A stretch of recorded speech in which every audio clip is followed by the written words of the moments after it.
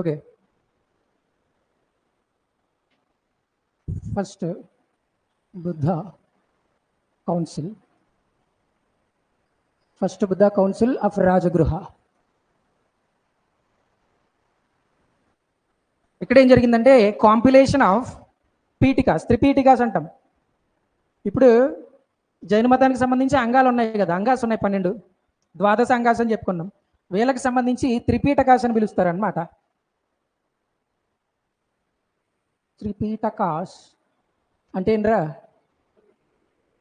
3 త్రిపీఠకాస్ 3.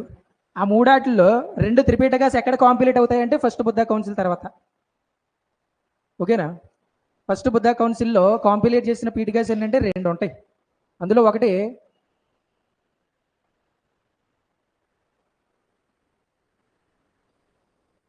సుత్త పీఠిక అని చెప్తాము, సుత్త పీఠిక. ఓకే, ఇది కాంపిలేట్ చేసింది the favourite disciple of Gautama Buddha, mister Ananda. It is in Prakrit language. Okay, Prakrit లాంగ్వేజ్లో ఇంకా డెప్త్గా కావాలంటే నీకు ప్రాకృతకి రిలేటెడ్గా ఇంకొక లాంగ్వేజ్ ఉంటుంది, దాన్ని పాలీ లాంగ్వేజ్ అని పిలుస్తారు అనమాట. ఓకే, ప్రాకృత పాలీ కెనాన్ అని చెప్తారనమాట దీన్ని. ఓకే, ఈ సుత్త పీఠికలో ఏముంటుందంటే జాతక టైల్స్ గురించి ఉంటుంది. జాతక టైల్స్ చాలా చాలా ఇంపార్టెంట్. ఇది జాతక టైల్స్, జాతక కథలు అని పిలుస్తాము. జాతక టైల్స్, జాతక కథలు. ఇవి దేనికి సంబంధించినవి అంటే related to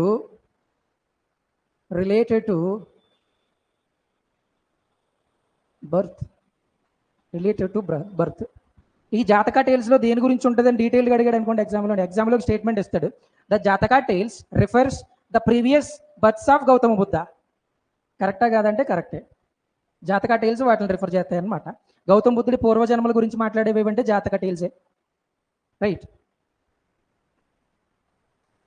previous births of Gautama Buddha. పూర్వజన్మలో మనిషిగా పుట్టినా కానీ, యానిమల్స్ కింద పుట్టినా కానీ గౌతమ బుద్ధుడు ఎలాగ పూర్వజన్మలు ఉన్నాయనేది వివరించేదంటే జాతక టైల్సే. ఇవి 500 ఉంటాయి జాతక టైల్స్. ఈ కథలు 500 కథలు ఉంటాయి. ఇవి ఏ లాంగ్వేజ్లో ఉంటాయంటే Pali. They are in Pali language. ఇవన్నీ ఎందులో ఉంటాయంటే, ఇవన్నీ ఏది మెన్షన్ చేసిందంటే సుత్త పీఠిక. రైట్, దీన్ని ఇంకొక రకంగా ఎలా చెప్పుకోవచ్చు అంటే it is a basket of Sutta Pitaka is basket of discourse which means the teachings of Gautam Buddha. Gautam బుద్ధుడు ప్రవచనాలు, బోధనలు ఇవన్నీ ఎక్కడ తెలుస్తాయంటే మనకి సుత్త పీఠికలో తెలుస్తాయి అన్నమాట. ఓకే, ఎన్నింటి గురించి మాట్లాడతాం? సుత్త పీఠిక గురించి మాట్లాడినప్పుడు. రైట్, దీన్ని ఫస్ట్ బుద్ధ కౌన్సిల్లో కాంపిలేట్ చేశాడు. అవి చిన్న చిన్న స్టోరీస్ అనమాట, టైల్స్ అంటారు వాటిని. అవి మొత్తం ఎన్ని ఉంటాయి. ఇది ఇంకా దేని గురించి చెప్పిందంటే the teachings of Gautam Buddha, అది సుత్త పీఠిక గురించి.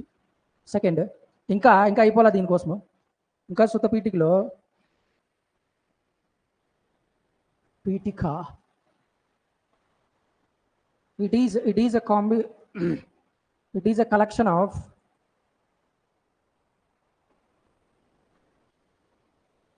నిఖయాస్ ఉంటాయి. బుద్ధిజానికి సంబంధించిన కొన్ని బుక్స్ ఉంటాయి, వాటిని నిఖయాస్ అని పిలుస్తారనమాట. అందులో ఫస్ట్ అంగుత్తర నిఖయ అని పిలుస్తాం. ఇది చాలా ఇంపార్టెంట్ రోజు, అంగుత్తర నిఖయ. 2 మధ్యమ నిఖయ. 3 దిగనికయ. 4 అంగుత్తర, మధ్యమ, దిగనికయ. 4వది ఖద్దక నికయ. 5, మొత్తం 5 ఉంటాయి. లాస్ట్ది సంయుక్త నికయ.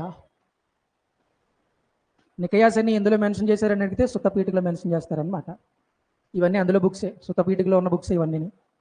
సో ఇక్కడ ఈ అంగుత్తర నికయ అనేది దేని గురించి మాట్లాడుతుందంటే, షోడశ మహాజనపదాలు ఉన్నాయి కదా, అక్కడ 16 జనపదాలు ఉన్నాయి కదా, మహాజనపదాలు. వాటి గురించి వివరించేది ఏదంటే ఇదే, టెల్స్ అబౌట్ మహాజనపదాస్. 16. సెకండ్ మధ్యమనికయ, ఇది దేని గురించి చెప్తుంది? దిగనికయ. ఇది ఈ 16 షోడశ మహాజనపదాస్లో 2 రిపబ్లిక్ జనపదాస్ ఉంటాయి అన్నమాట. 2 గణతంత్ర రాజ్యాలు ఉంటాయి, 2. అది ఒకటి వజ్జి, ఒకటి మల్లా. ఒకటి రిపబ్లిక్ మహా जनपदास वज्जी और मल्ला. వజ్జి మల్లా ఈ రెండాటి గురించి సపరేట్గా స్పెషల్గా ఏ చెప్పిద్దంటే దిగనికయ్య చెప్తుంది అనమాట. Okay, next ఖద్దక. అజాతశత్రు ఉన్నాడు. అజాతశత్రు వాళ్ళ నాన్న పేరు బింబిసారా. ఈ బింబిసారా ఎవరంటే హర్యాంక క్లాన్ ఎస్టాబ్లిష్ చేసింది ఎవరంటే బింబిసారా. ఓకే, ఈ బింబిసారా కొడుకే అజాతశత్రు. బింబిసారాని అజాతశత్రు చంపేసి హర్యాంక క్లాన్ కింగ్ అవుతాడనమాట. ఓకే, తర్వాత రియలైజ్ అయ్యి అజాతశత్రు చేసింది తప్పని చెప్పి రియలైజ్ అయ్యి బుద్ధిజంలో జాయిన్ అవుతాడు. రైట్, ఈ ఎపిసోడ్ అంతా ఇందులో ఉంటుందంటే ఖద్దక నికయాలు ఉంటుంది అనమాట. ఖద్దకనిక ఏం చెప్పిద్దంటే అజాతశత్రు బౌద్ధ మతాన్ని ఎలా తీసుకున్నాడో దానికి ముందు ఏం చేశాడో చెప్పిద్ది అనమాట. కింగ్ ఎలాగయ్యాడు, బౌద్ధ మతంలోకి ఎలాగొచ్చాడు, దాని గురించి చెప్పేదే ఖద్దకనిక. ఓకే, ఇవి నికయాస్ గురించి. రైట్, నెక్స్ట్ ఇది ఫస్ట్ కౌన్సిల్లో ఫస్ట్ పీఠిక. ఇంకొకటి రెండో దాని పేరే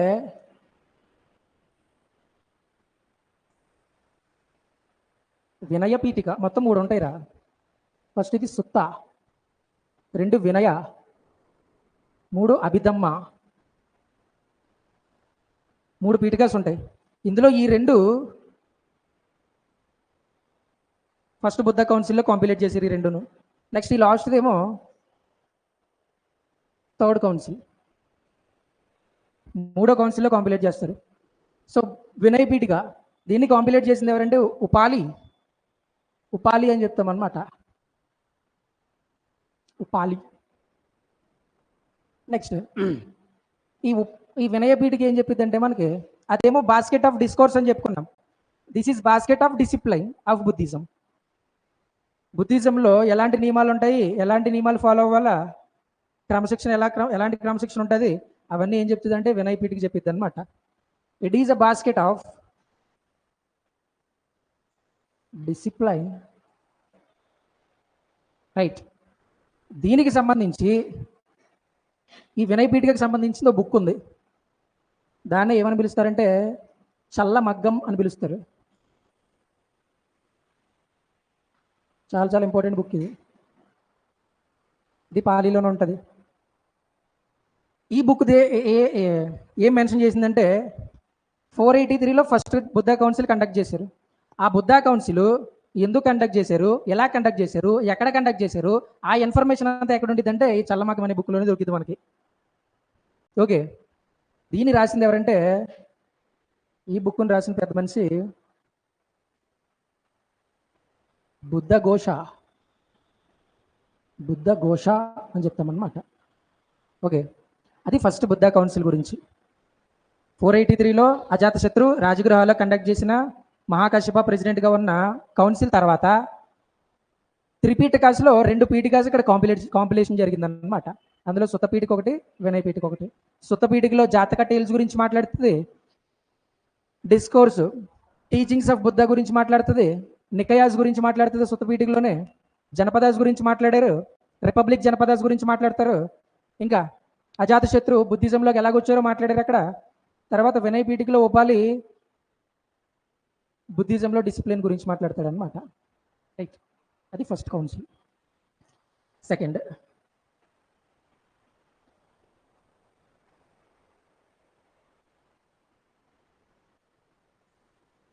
second Buddha council of Vaishali. ఇక్కడ ఏం జరిగిపోయిందంటే దీనికి మన మహాదేవ్ భిక్షాటెండ్ అని చెప్పుకున్నాం. సెకండ్ దానికి ఆంధ్ర నుంచి మహాదేవ్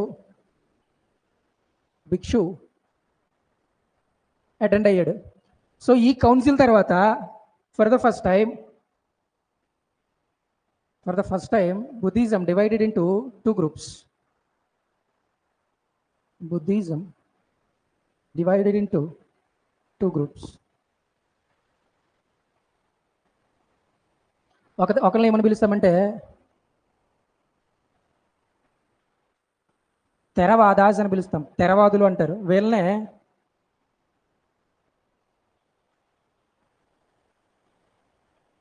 స్థవిరవాదాస్ అంటారు. తెరవాదులు, స్థవిరవాదులు రెండు ఒకటే.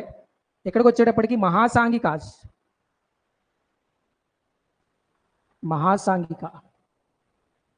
ఇలాగ రెండు బ్రాంచ్లు ఎప్పుడయ్యాయంటే ఆఫ్టర్ సెకండ్ బుద్ధ కౌన్సిల్, రెండో బుద్ధ కౌన్సిల్ తర్వాత.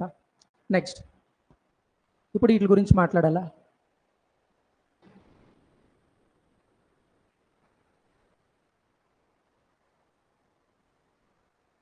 స్థవిరవాద ఇక్కడ మహాసాంఘిక.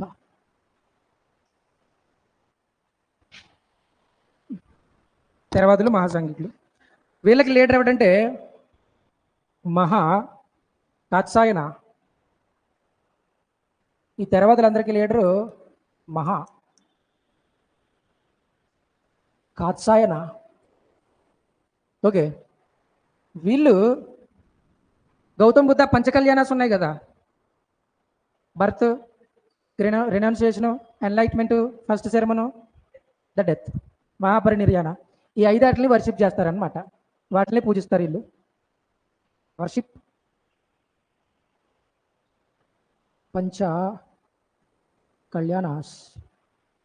పంచకళ్యాణాస్. వీళ్ళకి సెంటర్ ఎక్కడంటే కొసంబి ఉజ్జయిన్. కౌసంబి ఒకటి, ఉజ్జయిన్ ఒకటి. ఎవరి సెంటర్ అంటే తెరవాదాస్కి హెడ్ క్వార్టర్స్ అనమాట ఈ రెండును. రైట్. నెక్స్ట్ ఇది వెళ్ళి అలాగా డెవలప్ అయ్యే కొద్ది ఒక కొత్త బ్రాంచ్ని స్టార్ట్ చేసింది అనమాట. బుద్ధిజంలో ఈ రెండాట్ల కింద విడిపోయింది, తెరవాదాసు, మహాసాంఘికాసు. మళ్ళీ వీళ్ళే ఇంకో కొత్త బ్రాంచ్ని డెవలప్ చేశారు. దాన్ని హీనాయాన అని పిలుస్తాం.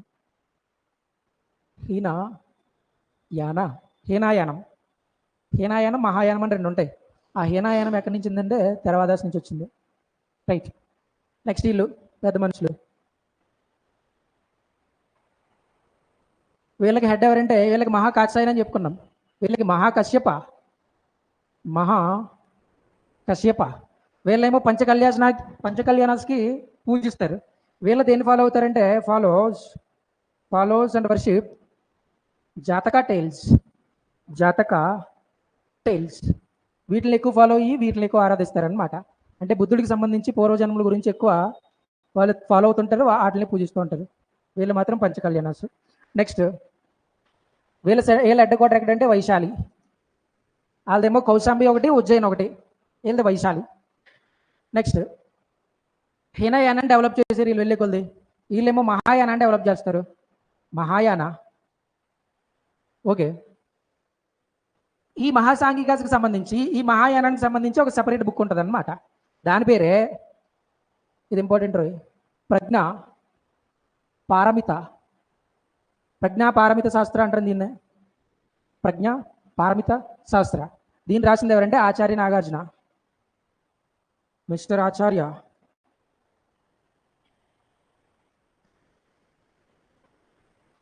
నాగార్జున.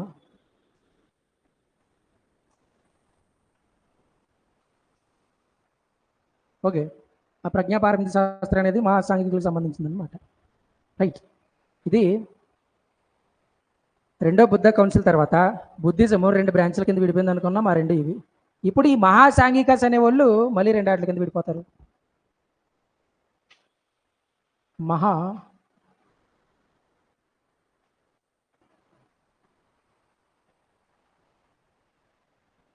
అందులో ఒకటి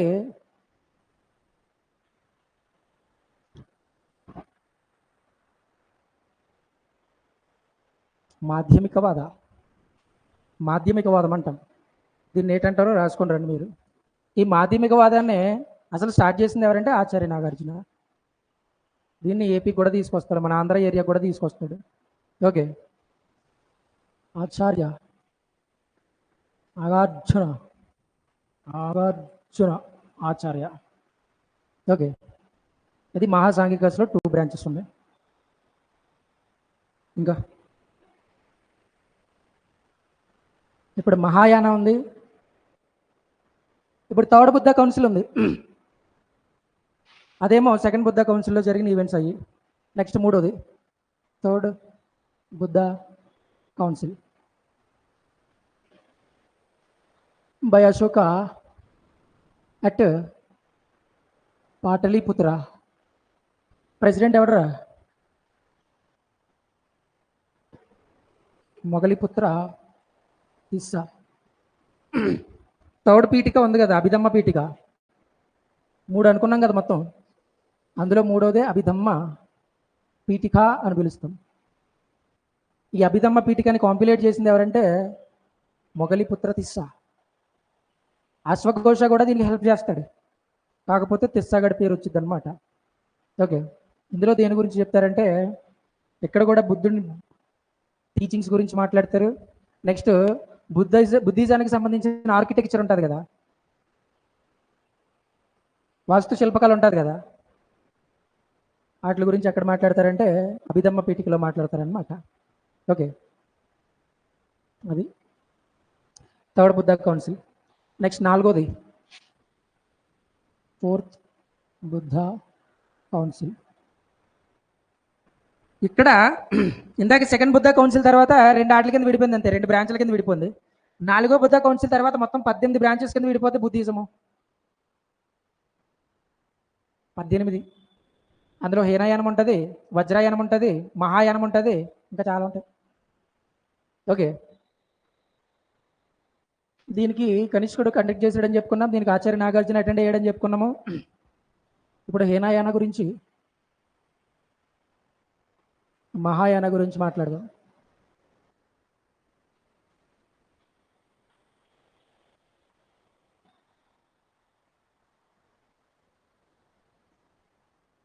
ఇక్కడ హీనయానంలో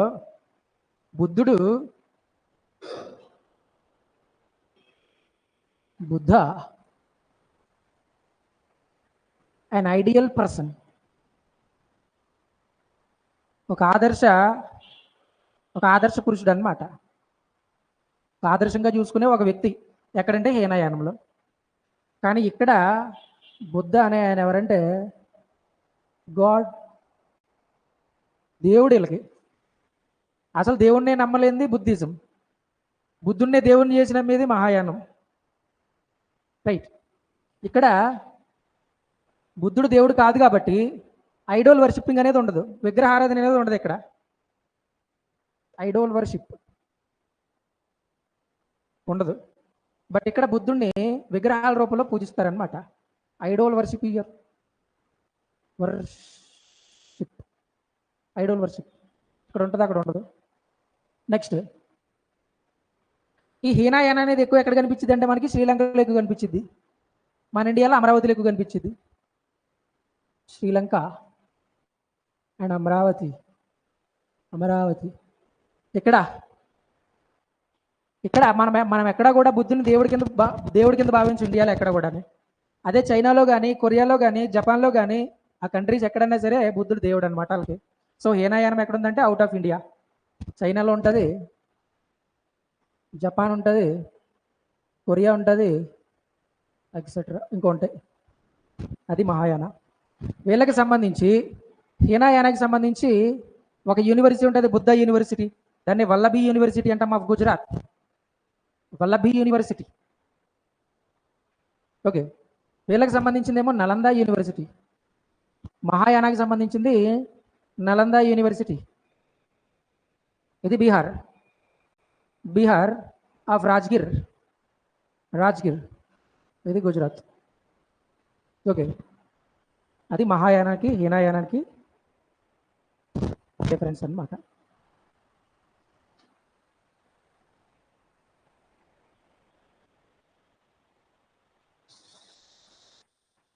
సారీ,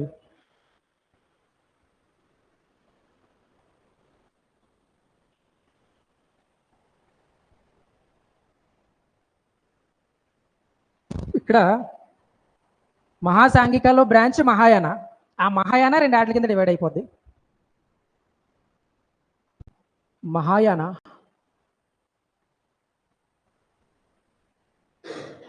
అందులో ఒక బ్రాంచే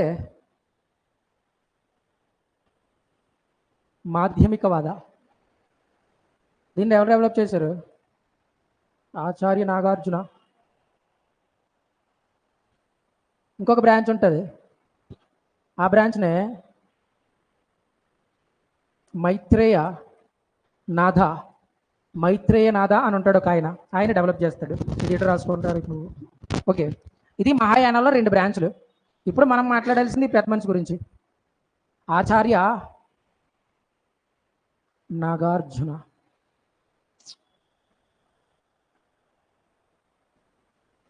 Acharya Nagarjuna,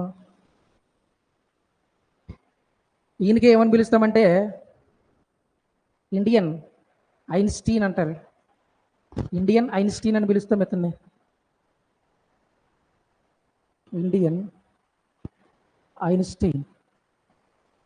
theory of relativity అని చెప్పి ఒక సిద్ధాంతం ఉంటుంది, సాపేక్ష సిద్ధాంతం అంటుంది దాన్ని. ఓకే, ఆ థియరీ ఆఫ్ రిలేటివిటీ గురించి మాట్లాడతాడు ఆచార్య నాగార్జున. సేమ్ దాని గురించే మాట్లాడతాడు ఐన్స్టీన్. ఓకే, ఇండియన్ ఐన్స్టీన్ అని పిలుస్తారు ఆచార్య నాగార్జునని. లేకపోతే ఇంకొక పేరుతో ఇండియన్ మార్టిన్ లూథర్ అని పిలుస్తారు. Indian Martin Luther. Indian Martin Luther ఈ పేరు ఇంకొకరికి ఉంటుంది, ఇండియన్ మార్టిన్ లూథర్ అని చెప్పి స్వామి దయానంద సరస్వతిని కూడా అంటారు. ఇద్దరికి కూడా ఉంటుంది ఈ పేరు. Okay, next second Buddha. రెండో బుద్ధుడు అంటే ఆచార్య నాగార్జునుడిని. ఓకే, ఇవి ఆయన టైటిల్స్ అన్నమాట. టైటిల్స్. కొన్ని బుక్స్ రాశాడు పెద్ద ఆయన. బుక్స్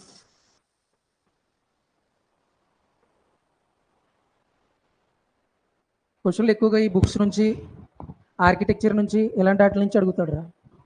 ఓకే, అందులో ఫస్ట్ది మహాసాంఘికాస్కి బుక్ ఏట్రా, సాక్రెడ్ బుక్. మహాసాంఘిక, అది రెండు ఆటల కింద విడిపోయారు కదా, తెరవాదులు మహాసాంఘికాసు. చివరిన బుక్ పేరు రాశాను కదా.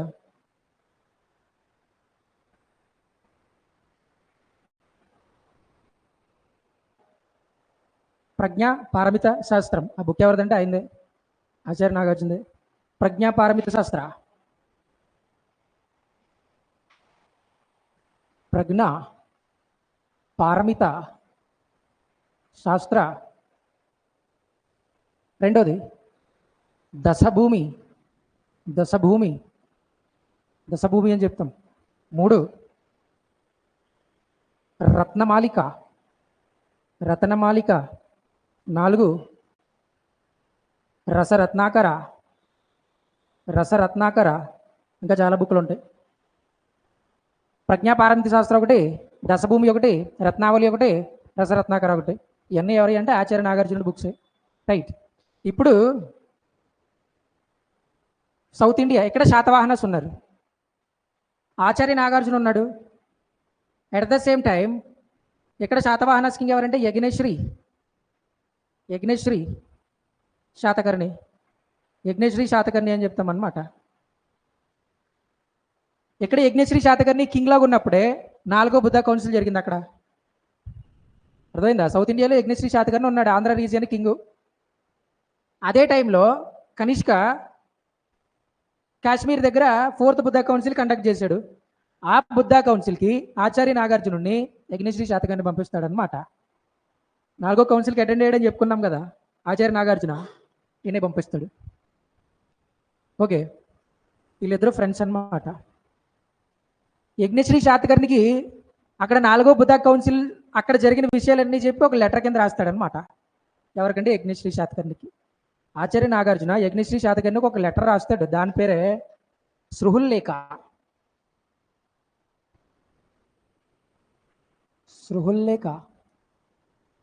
అని వదిలేస్తాడు అంతే question. Suhrllekha easy, it is a letter. అది బుక్క, లెటరా, పురాణ, ఎపిక్క, అదేంటో తెలియాలి మనకి. It is a letter between Acharya Nagarjuna and Yajnashri Satakarni about 4th Buddha council at Kashmir. Okay, ఇంకా రాసుకో.